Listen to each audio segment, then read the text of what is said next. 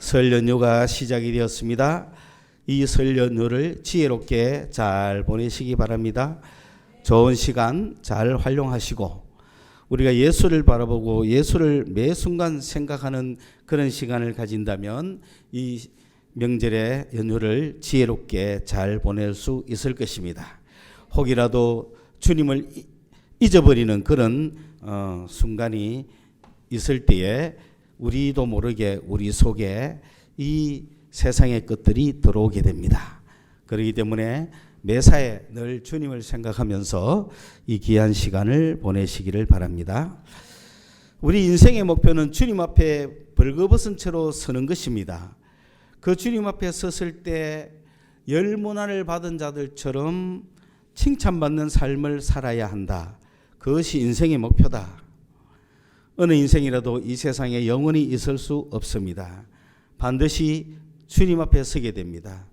죽으면은 끝이 아니라 우리 예수 믿는 사람들은 주님 앞에 서는 것입니다. 왜냐하면 그분이 살아계시기 때문에 우리도 사는 거예요.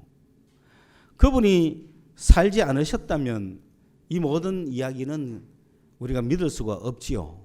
그러나 그분이 살아계신 것이 분명하다면 우리도 산다는 거예요. 그분 앞에 우리는 설 거예요. 반드시 그날이 옵니다. 그걸 인생의 목표로 삼아야 한다 라고 여러분이 동의하든 안 하든 우리 교회는 금년도에 선포를 했고, 그러면서 그럼 금년도 우리 교회의 목표는 무엇이냐? 그 주님 앞에 섰을 때 열문화를 남긴 자들처럼 칭찬받는 성도가 되자. 그게 1등급이다. 그런 이야기를 했죠. 그러면은 1등급으로 가는 첫째 방법이 뭐냐? 첫째 가져야 될 태도가 뭐냐면은 거짓과 탐욕을 버리자 그랬습니다.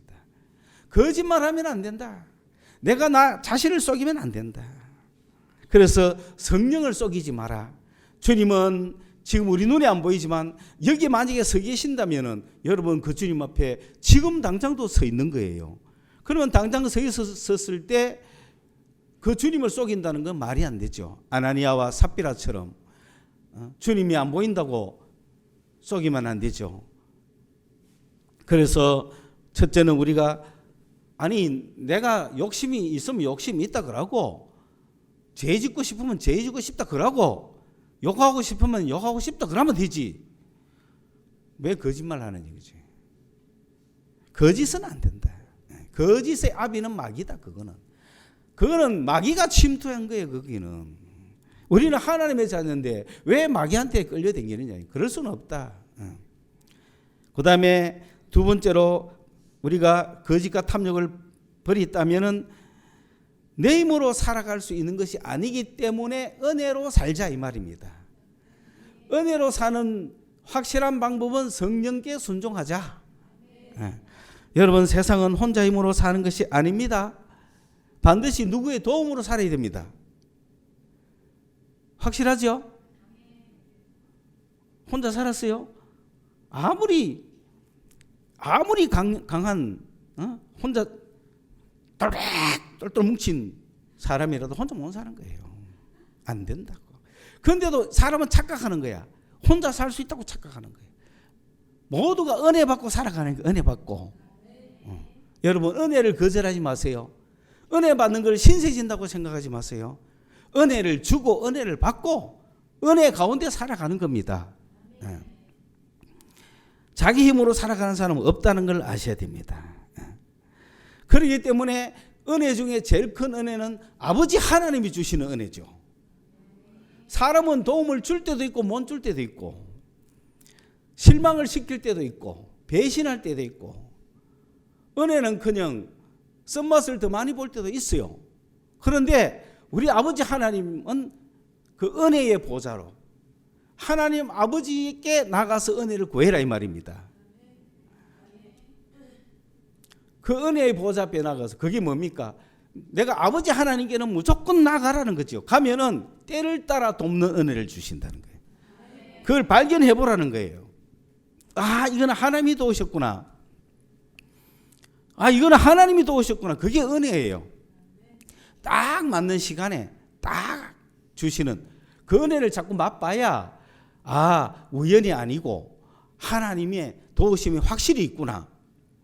그래서 내가 때를 따라 돕는 은혜를 구하기 위하여 아버지 하나님께 나아가자. 그게 1등급이에요. 나가기 싫어요? 은혜 받기 싫어요? 은혜 받으세요. 은혜. 혼자 힘으로 못 살아요. 응?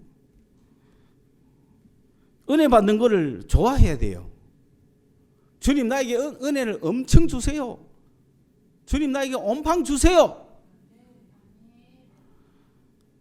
그 유일한 보좌가 아버지의 보좌라는 겁니다. 그게 기도입니다.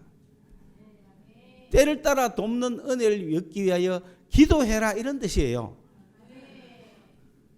시도 때도 없이 기도해라. 모든 일에 기도해라. 그게 은혜 받는 삶이다. 여기에 꽃꽂이가 말이지 시실 시들어가 앞으로 꽃송이가 씩 내려가거들랑 주여 저 꽃송이가 올라가게 해주세요. 기도하라 이 말이야. 그 정도로 기도하라는 거예요. 용 쓰고 애를 써야 됩니다. 그러면 하나님이 알아서 하실 거 아니에요. 야야 내가 저 꽃송이를 다시 싹 올리기는 힘들지만은 싹 내려왔을 때 많은 사람들이 그걸 보면서 겸손하게 고개를 숙이라. 그런 은혜를 주실지 누가 아나. 기도하니 그래 된다 이 말입니다. 여러분 매사에 기도하십시오. 모든 일에 기도하셔야 돼요. 그게 은혜의 보좌입니다. 그런 보좌가 있기 때문에 우리는 1등급으로 갈 수 있는 기회가 얼마든지 있습니다. 여러분이 힘으로 살면은 7등급, 8등급이에요. 왜? 이미 그런 나라에 태어났고 그런 집안에 태어났고 그런 가정에 살고 있는 거예요. 힘들어요. 지금 1등급 되겠어요? 그 가정 안 된다고. 저 어디 미국이나 중동이나 어디 유럽 좀 태어났으면 그래도 뭐 근데 뭐 안 돼. 이미 그것도 되고 안 돼. 되고 안 돼. 이건 전부 뭐 동남아들이에요. 동네 남아 있는 아들을 동남아로 갑니다. 그러나 우리 주님이 계시기 때문에 전 세계 어디든 상관없는 거예요.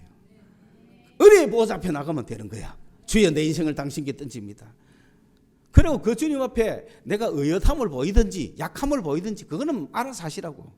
아무리 내가 강한 척해도 나를 아시는 주님이 주님 나 돈 안 줘도 괜찮습니다 해도 돈 막 주시고 주여 돈 주십시오 해도 주시고 어느 분을 좋아할지는 몰라. 그러나 다 좋아하는 것 같아. 자기 성향 따라 하십시오. 막 찔찔 운다고 믿음 없는 것도 아니고 의연한 척 한다고 믿음 있는 것도 아니에요. 장남들은 주로 마지들은 믿음 있는 척 하겠죠. 그러나 똑같아요. 어차피 없는 건 똑같고. 그러고 이렇게 체면이 강한 사람은 돌라소리 못하죠. 차라리 주님 뭐 나도 주님한테 달라고 나가보니까 막 달라고 하는 사람이 너무 많아가 아이고 내까지 의학했노 나는 돌아가자 이래 가는 사람도 있을 거예요. 우리나라는. 교회 기도하러 왔다가 기도하러 가보니까 막 수많은 사람이 막 하면서 주여 주세요 주세요 하니까 아이고 하나님 저거 다 들어주기도 힘든데 내까지 굳이 하나님 고생시킬 거 뭐 있노 돌아가자. 여러분 이렇게 하고 싶습니까? 착각하면 안 됩니다.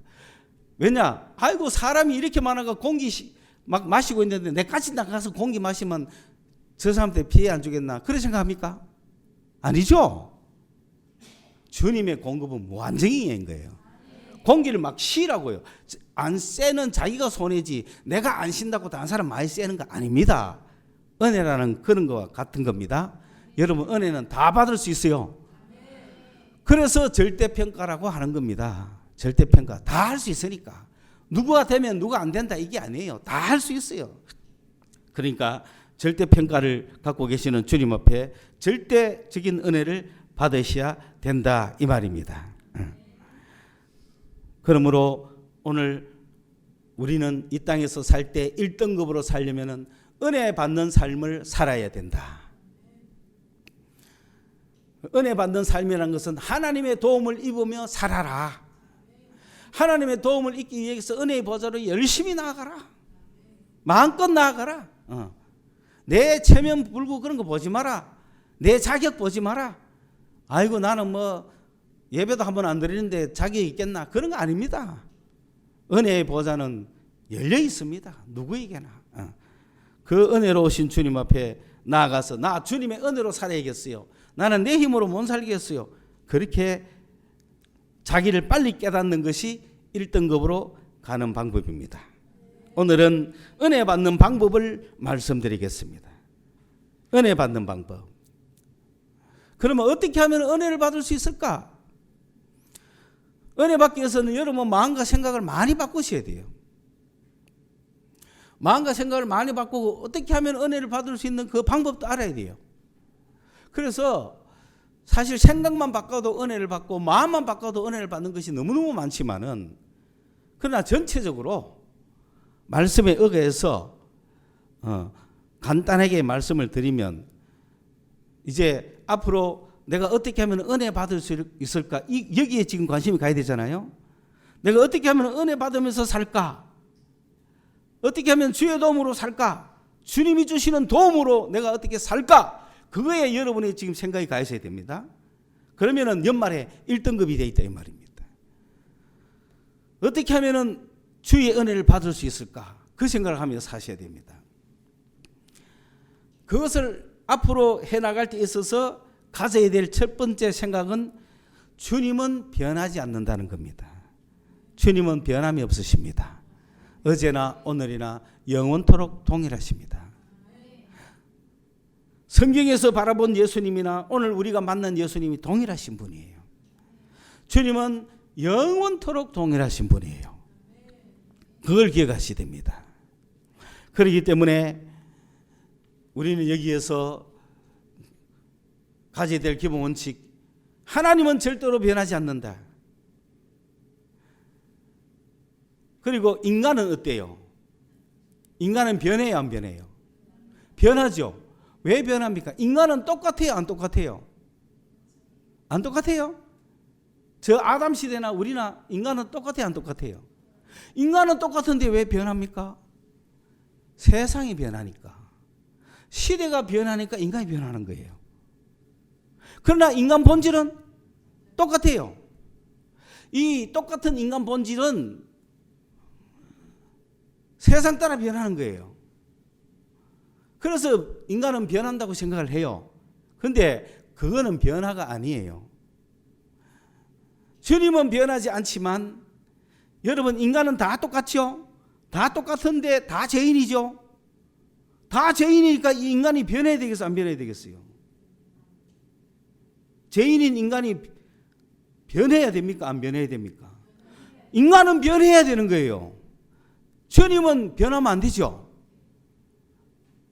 주님은 변하시면 큰일 나죠. 주님은 여전히 변하지 않습니다. 부모님은 변하지 않습니다. 변하는 부모는 부모라고 말하기 어렵죠. 그러나 통상적으로 부모는 변하지 않습니다. 그러면 자식이 변해야 되는 거예요. 하나님은 변하지 않습니다. 인간이 변해야 됩니다. 그렇죠? 그래서 지금도 계속해서 인간의 변화를 위해서 역사하고 계시는 거예요. 그래서 변화받은 인간을 만들고 있는 거예요, 지금도. 그래서 인간은 변화만 받으면 은혜의 사람이 되고, 은혜를 받으면 변화가 되고, 변화되는 사람은 세상에서 다르게 살아가는 거예요. 그런데 이 인간이 변하기가 쉽지 않습니다. 그러니까 변하지 않는 주님의 은혜로 주님이 원하시는 대로 변해야 되는데 세상 따라 변해버리는 거예요. 이게 문제라는 거죠. 그렇기 때문에 아담 시대의 인간이나 오늘 우리의 인간은 똑같아요. 똑같은데 아담 때도 변해야 되고 우리도 변해야 돼요. 그러면 그 정확한 우리 인간의 이 땅에서 은혜 받고 잘 살아갈 수 있는 길이 무엇이냐? 딱 두 개가 있는 거예요. 첫째는 하나님에 대하여, 둘째는 이웃에 대하여. 내가 하나님에 대해서 어떻게 하고 이웃에 대해서 어떻게 하느냐, 이 두 개의 인간 과제가 있는 거예요. 그래서 이 두 개의 인간 과정에서 이 인간이 어디로 변하느냐, 세상 따라가느냐, 말씀 따라가느냐, 이 두 가지 변화가 있는 거예요. 그런데 세상 따라가는 것은 변화가 아니죠. 뭐 동질이라 동질 똑같아. 자, 그러면 우리가 첫째 하나님에 대해서는 감사해야 되는 거예요. 하나님에 대해서는 은혜에 감사해야 되는 거예요. 하나님은 은혜의 하나님이에요. 우리에게 은혜를 주시는 하나님, 아들을 주시고 십자가에 달려서 피 흘려 주신 그 은혜에 뭐 하시라고요? 그래서 하나님을 향하여는 모든 인간은 뭐 해야 한다? 감사해야 되는 거예요. 감사하지 않는 인간은 감사해야 변하는 겁니다. 어제까지 감사하지 않던 인간이 하나님 감사합니다. 여기 뭐다? 변한 거예요. 감사하십니까? 그게 그리스도인입니다. 이 언제든지 감사로 변화를 받아야 되는 거예요. 하나님은 우리에게 은혜를 주셨지 원망받을 일은 한 번도 한 적이 없습니다. 무조건 뭐다? 감사에 감사. 은혜에 감사. 은혜를 깨달아도 감사, 못 깨달아도 감사. 하나님을 향하여는 무조건 감사합니다. 두 번째, 인간을 향하여는 무조건 긍휼입니다. 긍휼은 뭐냐? 긍휼이라는 말이 어려워서 자비, 친절, 동정심, 인정을 베푼다. 뭐 이런 거 다 긍휼이라는 얘기예요. 불쌍히 여긴다. 친절하게 대하고 축복해주고 이게 전부 다 긍휼이라. 배고픈 사람 보면 빵 사주고 싶고 목마른 사람 보면 물 갖다 주고 싶고 이게 다 뭡니까? 긍휼이에요. 그래서 사람을 향하여는 무조건 긍휼이다. 잘난 놈, 못난 놈 구별하지 말고 잘해주는 놈, 못해주는 놈 구별하지 말고 무조건 뭐다? 인간을 향하여는 긍휼. 그 하나님을 향하여는 감사, 인간을 향하여는 긍휼. 이 두 개다. 거기 어디에 나오느냐? 창세기 3장에 하나님과의 관계에 대해서 아담 보고 하나님이 하시는 말씀이 네가 어디에 있느냐? 질문인 거죠. 인간을 향한 질문입니다. 너 어디에 있느냐 지금? 하나님을 피해서 도망가고 있느냐? 하나님 앞으로 오고 있느냐? 하나님을 믿는 자세로 오고 있느냐? 하나님을 떠나가느냐? 하나님을 두려운 존재로 느끼고 있느냐? 하나님을 사랑의 존재로 느끼고 있는가? 너는 어느 위치에 있는가? 믿음의 위치에 있는가? 불신의 위치에 있는가? 네가 어디에 있느냐? 그거는 하나님과 우리 사이의 관계예요. 아담아, 네가 어디에 있느냐? 이거는 하나님과 우리 사이에서 내가 어디에 있는가를 묻는 질문입니다. 모든 인간에게 다 묻는 질문입니다. 네가 어디에 있습니까? 너는 어디에 있습니까 지금? 하나님을 떠난 가운데 있습니까? 하나님 앞에 있습니까? 네가 어디에 있느냐? 그 질문 앞에 우리는 늘 있기 때문에 나 하나님 앞에 있습니다. 나는 하나님을 믿습니다. 나는 하나님 없이는 못 삽니다. 세상 모든 사람이 하나님 없이 살아가도 나는 하나님 없이 못 살아갑니다. 여기에 있으라는 거죠. 저기에 있지 말고 세상에 있지 말고 하나님 없는 세상에 있지 말고 하나님 없는 사상에 있지 말고 하나님 없는 마음속에 있지 말고 하나님 없는 생활 속에 있지 말고 하나님 안에 하나님 편에 있으라. 네가 어디에 있느냐? 이게 늘 우리 인간을 향하여 하는 하나님과 우리 사이의 질문입니다. 지금 이 시대는 하나님이 없는 시대죠. 그렇기 때문에 하나님 편에 있는 이 자세가 굉장히 중요하고 질문이 중요한 겁니다. 네가 어디에 있느냐? 늘 물어보십시오. 신앙적인 문제, 하나님과 내 사이에서 문제가 생기면 네가 어디에 있느냐? 내가 하나님께 하나님의 은혜에 감사하며 감사합니다 하고 살아가는 게 있느냐? 원망하며 불평하고 불신하고 돌아서는 길에 있느냐? 버리는 길에 있느냐? 주님의 은혜에 감사하는 길에 있는가? 늘 보시라는 말.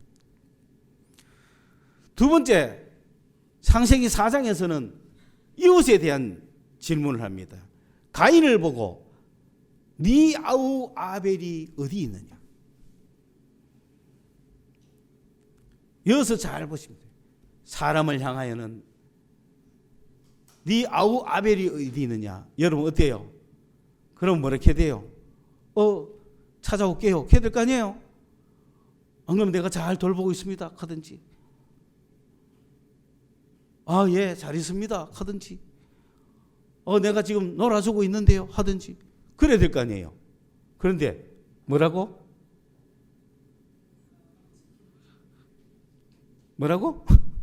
뭐라고 했어요? 똑바로 정신 차리라고. 옆 사람과 인사도 안 하고 살아. 말이 됩니까? 그리스도인들이 이웃은 긍휼이에요. 원수까지도 긍휼하게 여겨야 되는 거예요. 불쌍히 여기야 돼요. 하나님 제가 뭣도 모르고 저래 까봅니다. 불쌍히 여겨 주십시오. 이래야 되는 거예요. 하나님 제가 막 죄를 짓습니다. 불쌍히 여겨 주십시오. 하나님 절마가 교만합니다. 불쌍히 여겨 주십시오. 이래야 돼요. 제가 교만한 거 지금 보기 이게 아니고 하나님 제 보세요. 자존심이 세가지고 저래 가난하게 삽니다. 불쌍히 여겨 주십시오. 모든 것이 긍휼입니다. 네 아우 아벨이 어디 있느냐. 옆 사람하고 나하고 상관없다 이러면 안 되는 거예요. 바로 내 옆 사람이 어디에서 뭐 하는지 보셔야 됩니다. 주변에 이웃의 눈을 돌리셔야 되는 거예요. 그래서 성령이 충만한 교회, 말씀이 충만한 교회, 되는 교회는 항상 설교전이나 후나 예배 후나 옆 사람과 인사하십시오 이러지. 그럼 아마 영적인 사람들은 절대 인사 못해요. 왜? 옆 사람과 인사하는 건 인간적인 것 같아. 그러나 하나님과도 필요하고 옆 사람과도 필요한 거예요. 어떤 사람은 영적인 게 없어요. 인간적인 것밖에 없으니까 그런 거 인사 안 시켜주면 인사도 못해. 그래서 주의 사랑으로 사랑합니다. 자, 좌우에 앞뒤 옆 사람과 인사하십시오. 아니 꼭 해야 인사하나? 그러나 그런 것부터 가르치는 거예요. 결론 두 가지죠. 위로 하나님, 옆으로 사람. 하나님과의 관계, 네가 어디 있느냐? 나 하나님 편에 있습니다. 나 하나님을 찾고 있습니다. 나 하나님을 구하고 있습니다. 나는 하나님이 필요합니다. 감사합니다. 은혜 주신 거 감사합니다. 십자가에 달리신 주님 감사합니다. 늘 감사하셔야 되는 거예요. 이게 인격적인 거예요. 인격적인 신앙을 하지 못하면 영적으로만 하려고 그래요. 귀 있는 자는 들으십시오.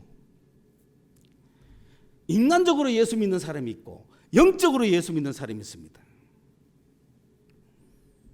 우리가 가야 될 길은 인격적으로 예수 믿어야 됩니다. 인간적인 것도 아니고 영적인 것도 아니에요. 인격적으로 예수 믿어야 됩니다. 우리 교회는 영적으로 치우친 교회도 이만큼 있고 인간적으로 치우친 교회도 이만큼 있고 인격적인 교회가 덤으로써 우리 한국 교회의 한국 그리스도인들이 제대로 역사가 안 일어나고 있는 거예요.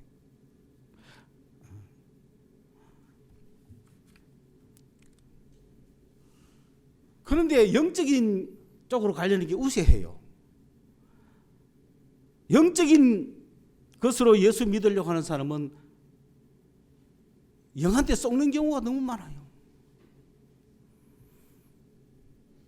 확실히 아셔야 됩니다. 성령 받으면 영적이죠. 그러나 성령은 우리를 예수께로 끌고 갑니다. 그걸 뭐라고 한다고요? 인격적이라고 하는 거예요. 그런데 성령 받지 않은 사람은 그냥 인간적입니다. 인간적인 예수를 믿는 거예요. 인간적으로 하는 거예요. 인간적으로. 그 인간적으로 하면 인간 편에 서서 인간이 좋아하는 거, 인간이 듣고 싶어 하는 거, 인간이 원하는 쪽으로 해주는 거예요. 우리나라의 두 가지 큰 현상이죠. 한쪽 가면 인간적으로 합니다. 사람의 심리를 정확하게 합니다. 뭐가 필요한지 압니다. 탁탁 이어주고 막 그게 합니다. 또 한쪽은 영적으로 합니다. 딱 하든지 저 영혼에 그냥 샤리 들어가가지고 막 그냥 멍한 영혼들이 아무것도 모르는 영혼이 막 깨지죠. 그게 일단은 인간적인 교회보다 낫죠. 한 영혼이라도 영이 깨지니까. 그런데 계속 극하면 어떡합니까? 영이 깨졌으면 그 다음에 성령이 올바로 왔으면 그 사람이 그러면 영적으로 깨졌을 때 영적인 현상이 막 올 때 미혹의 영도 막 오죠. 그러면 그 영 다 따라가면 돼요? 안 되는 거예요. 성령께서는 우리를 예수께로 인도해 가는데 그 예수가 충만해지는 거예요. 성령이 충만하다는 거는. 그래서 우리를 인격적인 예수께로 데리고 가서 우리를 인격적인 사람으로 만들면서 내 안에 성령이 충만해가 나에게 능력을 주시고 하나님 일을 행한다 이 말입니다. 그런데 영적으로 치우치면은 예수께로 안 가고 자꾸 능력으로 가는 거예요. 영적으로 가는 거예요. 예수께로 안 가고 자꾸 이 능력의 세계, 은사의 세계, 막 이런 현상의 세계, 뭐 이런 쪽으로만 가면은 인격적인 주님하고 멀어지는 거예요. 그래서 이 동네는 막 영적으로 가는 거예요. 잘 구분하시기 바랍니다. 그래서 저는 여러분에게 부탁합니다. 인격적인 주님을 위하여 애쓰자. 성령께서는 나를 예수께로 데리고 갈 것이다. 인간적인 예수 믿는 사람들도 성령이 임하면 예수께로 데리고 가고 영적으로 살아가는 사람도 성령의 역사를 쫓아가면 예수께로 가는 거예요. 그걸 여러분이 알기 쉽게 좀 비유한다면 사실 여러분 사도신경 할 때 눈 꽉 감고 하지 마세요. 왜 안 앉는 것 다시 바꾸면 어떡할 건데. 옛날에는 전능하사 천지를 만드신 하나님 아버지를 내가 믿사 막 이랬죠. 그런데 요즘은 뭐 합니다. 그죠? 나는 봐야 돼. 신앙 고백은 국기에 대한 명시하고 비슷한 거예요. 그렇기 때문에 눈 뜨고 당당하게 하면 돼요. 예?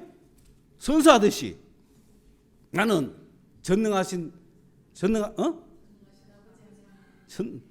천지를 더 가나 안 더 가나?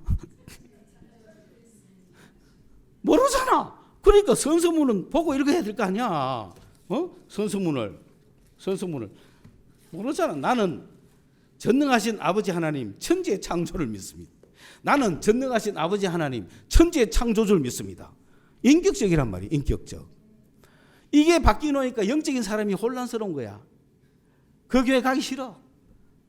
이 사람은 어디 가야 돼? 전능하사 천지를 만드신 그거 가야 돼. 나는 이런데 안 되는 거야. 이게 잘못 가면 인간적으로 가기 때문에 어디로 가야 된다? 인격적으로 가야 돼. 인격적으로. 여러분 인격적인 예수라는 건 어떤 겁니까? 예수님이 십자가에 못 박히신 거 분명하죠? 돌아가신 거 분명하죠? 그건 누구를 위한 죽음이에요?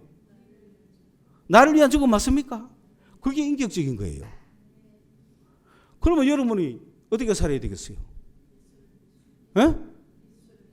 예수님이 살아야 되잖아. 그게 인격적인 거야. 그런데 그건 교리잖아. 머릿속에 생각이잖아. 그래가 됩니까? 예수님이 여러분을 위해서 죽었는데 여러분이 엿다구로 삽니까? 그거는 비인격적인 거예요. 그건 영적으로 가려고 그러는 거예요. 자꾸. 아니 유교적인 의리상도 그러면 안 되잖아요. 세상 의리도 그러나 안 하잖아요. 그게 인격적인 거예요. 아시겠어요? 그 인격적인 것에 서가 있어야 성령께서 오시는 거야. 성령이 오시면 그렇게 살도록 만들어줘. 이해하셨어요? 다시 말하면 성령을 빼도 주님과 내 사이에는 인격적인 관계가 돼 있어야 되는 거예요. 내 속에 영적인 필링이 하나도 없어도 내 속에 오히려 영적인 다른 게 차 있어가 마귀가 꽉 차 있어도 나는 주님과 무슨 관계? 인격적인 관계를 딱 맺고 있으면 이 영적인 거 한순간에 푹 새요. 영과 주님을 맺는 거 아니거든요. 그렇잖아요, 여러분? 아니 내가 죽어야 되는데 주님이 죽어주시는데 나는 어떻게 살아야 돼요? 나를 위해 죽으신 그분을 위해서 사는 게 인격적인 거 아닙니까? 그게 꼭 영적으로 뭘 와줘야 삽니까? 그게 인격적인 예수님이에요. 사실에 근거하고 있는 거예요. 지금 주님 살아계십니까? 안 살아계십니까? 살아계시기 때문에 눈에 보이지 않고 어떤 사람처럼 떡떡 만나지는 못하지만 살아계시기 때문에 그분과 인격적인 관계를 맺으셔야 되는 거예요. 영적인 관계를 맺는 게 아닙니다. 인격적인 관계를 맺는 거예요. 그 인격적인 관계를 맺다 보니 내가 그 주님께 기도합니다. 인격적으로 살아계시니까. 그렇잖아요. 부모님께 기도하듯이 말하듯이 남편에게 말하듯이 자식에게 말하듯이 말을 한단 말이에요. 우리 그리스도인들은 살아계신 주님께 그렇게 말을 해야 되는 거예요. 살아계시니까. 그런데 듣는지 안 듣는지도 모르고 내가 또 무슨 말을 해야 될지 모르니까 대화하기 힘들잖아요. 그럴 때 내 안에 주께서 주신 성령께서 말을 하게 해주고 예수님과 대화하게 해준다 이 말입니다. 그러니까 그걸 경험하고 나면 성령의 도움이 없이도 내가 주님과 인격적인 관계는 기본되어 있죠. 그 인격적인 관계로 가야 되는 거예요. 그러면서도 성령은 떠나지 않는다고 했어요. 계시는 거예요.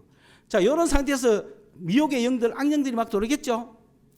악령이 막 돌아가면 이 악령이나 이 미혹의 영들이 들어오면 우리를 어느 쪽으로 끌고 가죠? 영적으로 끌고 가는 거야. 인격적인 주님께로 가는 게 아니고 영적인 데로 끌고 가가 이상하게 영적 현상으로 뭔가를 자꾸 믿게 만드는 거야. 그러니까 막 꿈에 안정고 나타나면 뭐 주님이 날 버리는 모이다 했었고 뭔가 가슴이 답답하면 주님과 끊어졌는 모이다 하고 뭐로 살아가고 있어 이 사람. 영적으로 살아가려고 하는 거야. 이거 다 헛되기요. 여러분 무당이 귀신으로 살잖아요. 한순간에 예수 믿으면 예수와 무슨 관계를 맺는다? 인격적인 관계를 맺는 거예요. 예수를 믿는다는 거는. 그렇죠? 살아계신 주님을 만나서 나의 주님으로 영접했잖아요. 그러면 인격적인 관계를 딱 맺잖아요. 그러면은 이 영적인 거는 아무 소용없는 거예요. 무슨 말 이해갔죠? 오늘 인격적으로 맺은 그것만 있는 거예요. 그러니까 과거를 묻지도 않아요. 다시 말하면 오늘 내가 예수를 믿고 인격적인 관계를 딱 맺었어. 딱 맺었는데 무당처럼 귀신이 돌아다 쳐요. 그렇죠? 귀신이 돌아가 아무리 뭐 해도 이거는 인격적인 관계는 아니죠. 발전 안 시킵니다. 인격적인 관계 발전 안 시킵니다. 이거는. 근데 암만 놀아도 나하고 상관있어요? 상관없어요. 직거가 안 돼. 나는 실컷 놀았나? 2박 3일 놀았나? 가라. 주여 하면 끝이요. 나는 주님과 인격적인 관계를 맺는 거예요. 그 주님과 인격적인 관계를 이렇게 맺는 게 중요하지. 내가 귀신의 미혹의 영 속에 들어갔다 티 나왔다 이런 거 아닙니다. 우리는 그냥 그대로 있고 저들이 그냥 왔다가 호작질 하다가 가는 거예요. 주님과 인격적인 관계를 맺은 사람은 그게 분명하고 확실한 거예요. 그런데 그렇지 않은 사람은 막 이게 신앙이 돼버리는 거야. 그러니까 때로는 천당 갔다가 때로는 지옥 갔다가 막 신앙이 흔들리죠. 감정 따라가고 막 그렇게 되는 거예요. 그게 아니에요. 우리는 분명한 인격적인 주님을 모셔야 됩니다. 그 인격적인 주님은 우리가 인간 인격을 갖고 나가야 되잖아요. 그래서 그분 앞에 속이면 안 되고. 이해 갔습니까? 무슨 말인가? 여러분 이해를 빨리 안 하면 설교가 길어지고 예배가 길어진다 이 말이야. 빨리 알아먹었다고 고기를 끄덕거리고 해야 빨리 끝날 거 아니에요. 지금. 응? 이해 가셨죠? 인격적인 주님을 꼭 맞으시기 바랍니다. 그럼 그분이 받은 은혜에 우리는 뭐 하자고요? 감사하자고요. 주님 만나면 뭐라고 해야 되겠어요? 주님 감사합니다. 왜 나 같은 사람을 위해서 죽으셨습니까? 그게 인격이야. 극하는 상황에 성령께서 오시면 영이 겸한 인격이 되는 거야. 그런데 그거 없이 그냥 영적인 것만 따라가면은 갑자기 감사가 안 돼. 마귀한테 끌려가지고 저 빠져나올 수도 없는 미로 골목 속에다가 꿈속에 헤매다가 티 나오면 뭐 감사가 되나? 그거 우리하고 아무 상관없다는 거 아셔야 돼요. 영의 세계는 너희끼리 놀아라 이래야 되는 거예요. 주님과 나는 인격적인 관계를 가지고 간다. 꼭 인격적인 관계를 가지시기 바랍니다. 인격적인 관계는 집안의 식구 관계하고 똑같은 거예요. 그걸 인정하시라고요. 다만 주님이 안 보여서 그렇지. 그래서 주님이 안 보이면은 앞에 목사님이 보이는데 저는 목사하기가 힘들어요. 왜냐하면은 주님을 대신할 만한 뭐가 하나도 없다. 이게. 뭐 잘난 것도 없고, 온전하지 못한 사람을 주님 바라보듯이 보라하면 누가 보겠어요? 그래가 안 오는 거야 우리 교회. 좀 걸떠다 그죠? 탁 해가 이렇게 해야 주님 보는 거 탁 하고 주님한테 대하듯이 이렇게 오지. 그렇지만은 분명한 거는 주님이 안 보이기 때문에 주의 종들이 앞에 있는 거예요. 주의 종들을 보면서 주님의 모습을 보는 거죠. 그런데 주의 종이 막 눈이 시퍼해가지고 이렇게 하면 뭐 어디에 되겠네요. 안 그러면 뭐 기도는 한 개도 없고 그냥 인간적으로 X세대, Z세대 이렇게 살고 이렇게 살면 그거 되겠습니까? 그래서 우리는 인격적인 주님을 다 모시고 가자. 오늘 이웃을 긍휼을 가지고 이해해라 하는 것은 간단하게 이야기하죠. 자, 그런 인격적인 주님을 모신 사람이라면 두 번째, 내가 주님의 은혜를 받아야 되지 않겠어요? 주님의 은혜를 받기 위해서는 은혜를 베풀어야 된다 이 말이에요. 긍휼히 여기는 자는 긍휼히 여김을 받는다. 은혜 받는 비결은 은혜를 받기 위해서는 은혜를 베풀어라. 그런 얘기예요. 은혜 베푸는 자는 은혜 받는다. 은혜 받는 비결이 은혜를 베풀어라. 은혜를 베푸세요. 그러면 주님이 그걸 반드시 기억하고 갚아준다는 거예요. 은혜가 뭡니까? 아까 이야기했듯이 동정, 친절, 자비, 옆 사람을 불쌍히 여기는 거. 그게 내가 옆 사람을 불쌍히 여기면 하나님이 나를 불쌍히 여겨주는 거예요. 내가 은혜를 베풀면 하나님이 나에게 은혜를 베풀어 주시는 거예요. 그거는 만고불변의 진리입니다. 그러면 은혜를 베풀려고 하니까 이웃 사람, 옆 사람을 이해해야 되잖아요. 그래서 세상 학문이 필요하고 세상적인 세대가 필요하고 세상이 어떻게 변화되는가를 연구해야 되는 거예요. 오늘 우리가 지금 여러분들 이해하려면은 여러분에게 긍휼을 베풀려면 똑같이 긍휼을 베풀 수가 없는 거예요.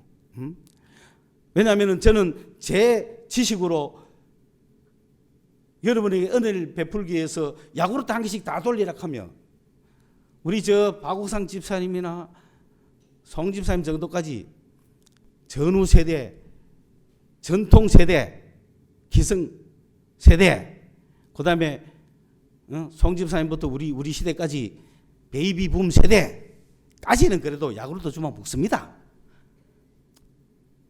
네? 습관이 됐으니까 감사합니다 하고 먹는데, 그 다음에 70년대생 이후부터 요 세대를 X세대라고 하는 거예요.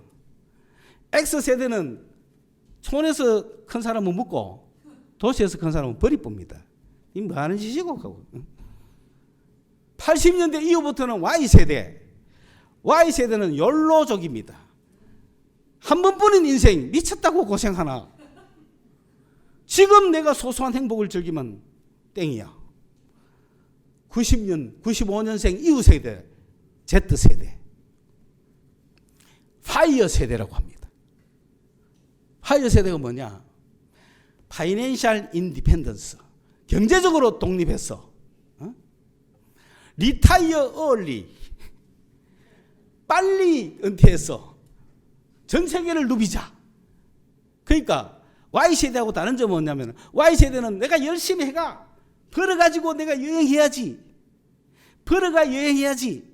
이게 Y세대면은 Z세대는 왕창 버려놓고 빨리 은퇴해보고 완전히 한꺼번에 놀자 이거예요. Y세대는 벌어가며 쓰고 버려가며 쓰고 평생을 벌어가며 써야지 이런 생각하고. 그래서 Y세대와 Z세대를 합쳐서 MZ세대. 오늘 여기는 다 있어요.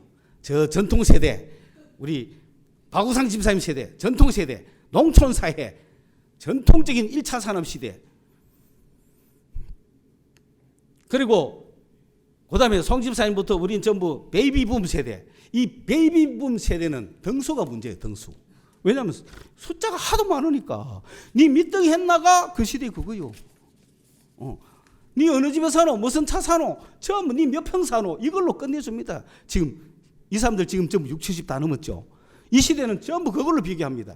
니는 다른 옆집에는 1등 했다, 니는 몇 등 했노? 이렇게 자꾸 앉아가 막 밑에 애들 조지면. X세대는 도저히 이해가 안 갑니다. 아이고 부모 잘못 만났다니 하면서 무식한 부모를 만났어요. X세대는요, 70년대 이후 세대는요, 부모보다 똑똑한 세대예요.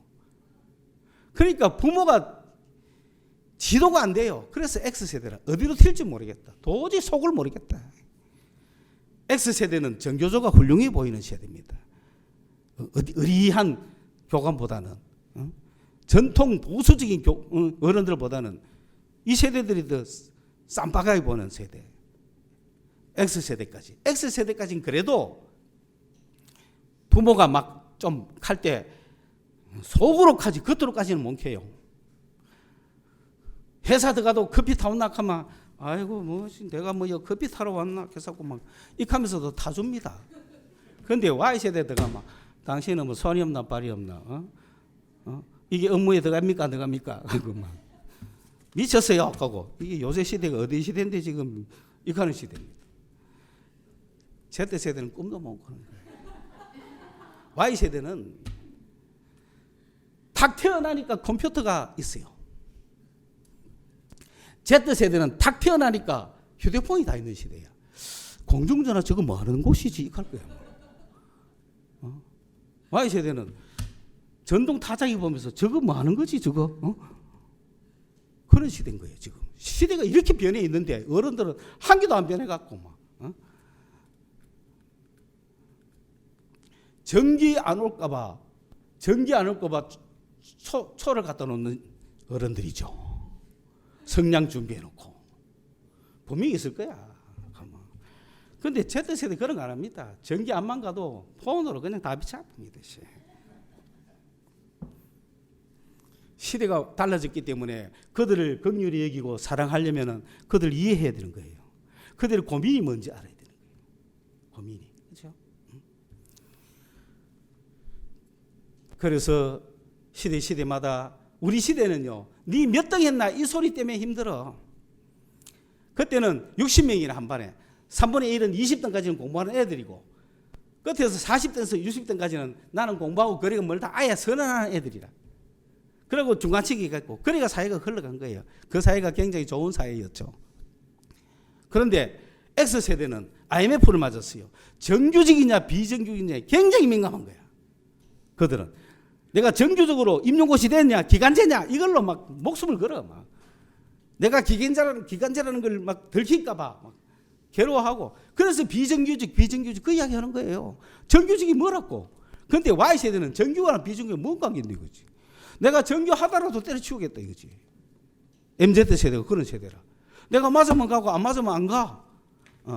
욜로족이라는 건 한 번뿐인 인생. 현재 이 시간에 내가 뭘 하는 것이 가장 좋은 것인가를 연구하는 세대. 조직 필요 없습니다. 단체 필요 없습니다. 내가 중요한 거예요. 그래도 X세대까지는 그래도 뭐 회사가 망한다 하면 회사 위에서 나가 데모 한번 해볼까? 이라는 시대지. 그 다음 세대는 그런 거 없습니다. 이 회사 망하면 난 딴 데 가면 돼. 아무런 죄책감도 없고 뭐 이직하는데 전혀 문제가 없는 세대예요. 그러다가 심화돼가지고 그러니까 이 X세대부터 전 세계는 바뀌었습니다. X세대의 특징이 한 4가지 정도가 있는데 이게 Y, Z세대에 다 들어가 있는 거예요. 그냥 그대로. 서태지 세대예요. 서태지 세대부터 X세대가 시작돼가지고 거기에 보면은 4가지 분야 정도가 특징이 있는데 그게 Y, Z세대가 다 가지고 있고 MZ를 그렇게 하나로 만들어 놓은 거예요. 지금.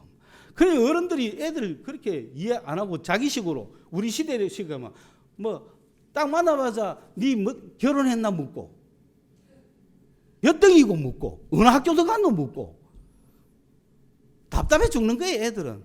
이거 말이 안 통한대. 꼰대 말이 안 통한대. 그 시대에 맞게 물어줘야죠. 그러니까 요 팀들 만나면 X세대가 요 X세대거든. 그러면 너가 정규직이가 아이가 이것 때문에 고민했던 시대거든요. 그 막 대학 졸업하자마자. 그러니까 알바를 굉장히 알바하다가 빨리 정규직이 되면 좋겠다 이런 애들이에요. 그렇기 때문에 야 네가 알바를 하지만 언제까지 알바를 할 수 있겠니? 뭔가 할 수 있는 걸 하나 잡아가. 열심히 해봐라. 이렇게 벽이 높지만 이런 길이 있다. 그렇게 해줘야 대화가 통할 거 아니에요. 그 다음에 Y세대. 저 서울의 아가씨 Y세대. Y세대들은 뭐냐? Y세대들은 그러니까 이런 정규 비정규 97년도에 극하고 나서 Y세대는 뭐냐면은 전체 생각 안 합니다. 전체 생각 안 합니다. 그러니까 그들에게 이야기해 주는 거야. 너가 행복한 것이 나도 행복하다. 네가 행복할 때 나도 행복을 느낀다. 이렇게 해줘야 돼요. 그런데 니는 와 니만 생각하노? 이렇게 자꾸 막 전체를 위해 개인이 희생해야지. 이렇게 하면 안 되는 게라. 그걸 왜 하는데? 그걸 왜 해? 우리는 막 사나이로 태어나서 막 할 일도 많지만 뭐 나라 지키는 일에 뭐 영광을 살았지만은 그 시대가 아니라니까 쟤들은. 내가 오늘 어떻게 하면 행복할까? 그러니까 너가 하는 고민이 뭐냐? 나는 막 그러니까 다른 사람 필요 없어. 나는 저 백을 한번 가지고 싶어. 그러면 백을 사줘야 돼 어른이. 그러면 해결이 돼. 그러면 소통도 되고 대화가 돼. 그걸 갖다가 쟤는 집안 형편도 모르고 쥐꼬라지도 모르고 뭐 이렇게 사면서 뭐 하면 안 되는 거야. Z세대는 완전히 별나라의 사람들입니다. 저는 우리 같은 인간으로 보면 안 됩니다. 그냥 하성에서 자칫하다가는 현실과 비현실이 공존하는 시대 애들입니다. 쟤들은 막 또라이몽 이런 거 막 잡으러 다니고 막 아무것도 없는데 이거 막 잡으러 다닙니다. 막 다른 사람 보면 막 이런 세대의 사람들을 어떻게 이해하겠다는 거예요. 그래, 니 미쳤나 할 수도 없고 딱 껴면 뭐 보이는데 막 잡으러 갑니다. 막 그러다가 절벽으로 막 이해를 하셔야 된다. 그들을 사랑하기 위해서는 이해가 필수적이다. 여러분의 자녀를 사랑하기 위해서 그들을 이해하시라. 교인들을 사랑하기 위해서 교회의 모든 세대를 이해하시라. 감사한 건 우리 교회는 저 전통사회 농촌 텔레비전 구경도 못한 시대부터 해가지고 스마트폰 최절정의 정강 현실 시대까지 모든 세대가 우리 교회에 다 있는 건 놀랍지 않습니까? 몇 명 되지도 않는데 이게 우리 이 시대를 향한 우리의 희망입니다. 이런 시대에 우리가 변하지 않는 주님을 바라보면서 주님의 은혜에 감사합시다. 내가 느끼든 못 느끼든 필령을 느끼든 못 느끼든 기도가 되든 안 되든 주님이 날 위해 죽은 건 사실이에요. 그 인격적인 주님 앞에 내가 감히 유교적인 훈련을 많이 받았으면 인격적으로 가야 될 거 아니에요. 내가 니를 위해 죽은데 그래 왜 그랬노? 헤이 참 이렇게 하면 안 되는 거죠. 주여 맞습니다. 주님을 인격적으로 모시고 그 은혜에 감사하시고 그리고 그 인격을 가지고 이웃 사람을 긍휼하게 여기자 이 말입니다. 그러면 내가 주님도 나를 불쌍히 여길 것이다. 그래서 인간끼리 막 이런 어떤 사람은 영빨이 와야 내가 악수를 하다지 그런 거 아닙니다. 영빨 안 와도 악수하세요. 그냥 옆 사람이야. 그 속에 마귀들은 있지만 사람이야. 주의 사랑으로 사랑합니다 하고 안녕하십니까 하고 그게 내가 먼저 인사하면 대접받고 싶은 대로 대접받으라. 그게 은혜 받는 비결이죠. 평소 잘해주면 되는 거예요. 여러분 바로 옆집에 잘해주세요. 경비원들한테는 필수적으로 잘해주세요. 경비원들은 언제든지 도움을 주는 비 경비원입니다. 제가 전동 스쿠터 타다가 집에 가가지고 배터리가 다 떨어져가 이게 이 슬로프를 못 올라가. 그래 시안놓고 올라가 버렸어. 그 다음날 아침에 우리 집사님이 끌고 오겠다고 내려가니 경비원이 딱 나와가 탁 밀어주고 탁 올려주잖아. 그 경비원은 몇 년 전부터 명절만 되면 우리가 양말 그분은 우리만 보면 어떻게든 도와주려고 그게 은혜입니다. 은혜롭게 사시기를 주님의 이름으로 축원합니다. 기도하겠습니다. 네가 어디에 있느냐 주님과의 관계에 바로 서게 하시고 네 아우 아벨이 어디 있느냐 이웃과의 관계에 바로 설 수 있는 저희들이 되게 하여 주옵소서. 주님이 주신 은혜에 늘 감사하며 이웃을 불쌍하게 여길 수 있는 저희들이 되게 하여 주옵소서. 예수님의 이름으로 기도드리옵나이다. 아멘.